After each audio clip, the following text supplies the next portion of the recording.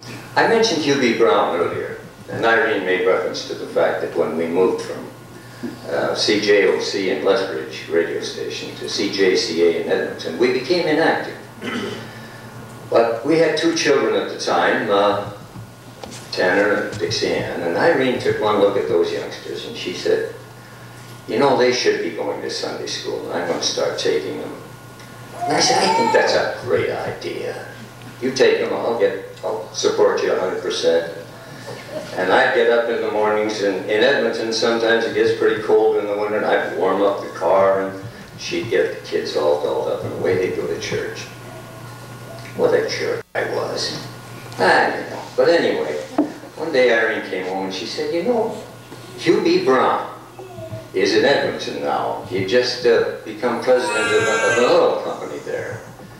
And she said they got him teaching the gospel doctrine class. Well, now to you non-members of our church, Hugh B. Brown has always been a pillar in the church. One of our, he was on the first presidency for many, many years, but this was prior to that time. But she said, Hugh B. Brown is teaching the gospel doctrine class, and you should hear him. He's just fantastic.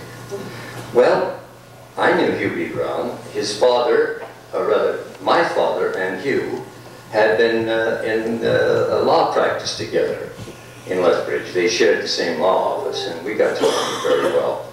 So I went out with Irene the next Sunday. That's when we used to have the split meetings and have the church meetings later on in the day, sacrament meetings, that is. And he gave a beautiful lesson, as he always does. What a magnificent man. And at that moment, my inactivity ceased, because I suddenly realized, by golly, I should be taking a different turn in my life. He gave so many beautiful sermons. This one day, it may not have been the first time, but he was pontificating on the Mormon belief that as man is, God once was, and as God is, man may become. He gave a beautiful sermon on that. And then he got on this subject. He said, you know, so often we come to church and we hear a beautiful sermon and we sit there and think, boy, this is great. I wish Susie was here to hear this. She really needs this. Or I wish Harry was here. Boy, it would do them a lot of good. He said, that isn't the way you come to church and listen to great sermons and great songs and great poems. You come to listen to apply them to yourself. So he paraphrased his words. He said, I went to church, I heard a great sermon, but I applied it to myself. Well, not too long after that, his second book came out called Eternal Quest Revisited.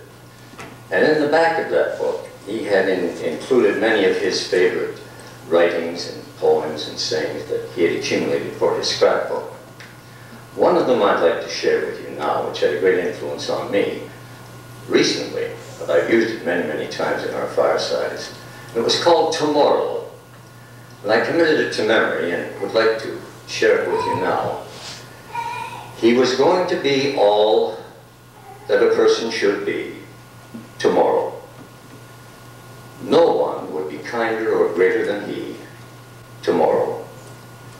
A friend who was troubled and weary he knew, who needed a lift and be glad for one too. On him he would call and see what he could do tomorrow.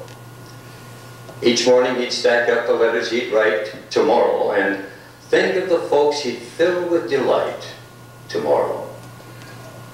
Think of the folks he'd fill with delight tomorrow. Too bad indeed he's too busy today and hasn't a moment to stop on the way. More time he would give to others, he'd say, tomorrow. The greatest of workers this man would have been tomorrow. The world would have known him if ever he'd seen tomorrow, but the fact is he died and faded from view. And all that was left when his living was through was a mountain of things he intended to do tomorrow. And when Irene said, don't you think it's time we went on a mission, I got to thinking about that poem, and I said, I've been putting this off to tomorrow. Well, I took Hugh B. Brown's advice, and I decided to apply beautiful poem to myself.